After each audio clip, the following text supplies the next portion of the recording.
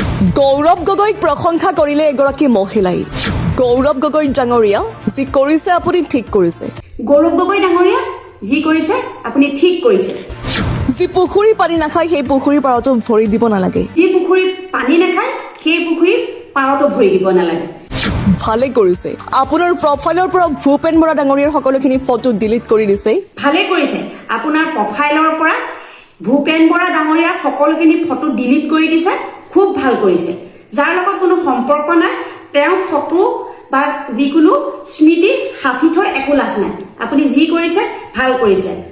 অসমৰ ৰাজনীতিত বৰ্তমান চৰ্চাৰ কেন্দ্ৰবিন্দু হৈ পৰিছে ভূপেন বৰাৰ পদত্যাগ। হয়, মহিলাগৰাকীৰ কৰা মন্তব্যই এতিয়া লাভ কৰিছে বিশেষ চৰ্চা।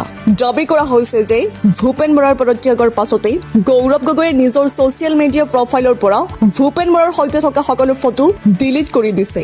এই কথাটোকে সমৰ্থন জনাই মহিলাগৰাকীয়ে কয়, গৌৰৱ গগৈ ডাঙৰীয়া, যি কৰিছে আপুনি ঠিক কৰিছে। কিন্তু সঁচাকৈয়ে ডিলিট কৰিছেনে ভূপেন বৰাৰ সৈতে থকা সকলো ফটো গৌৰৱ গগৈয়ে?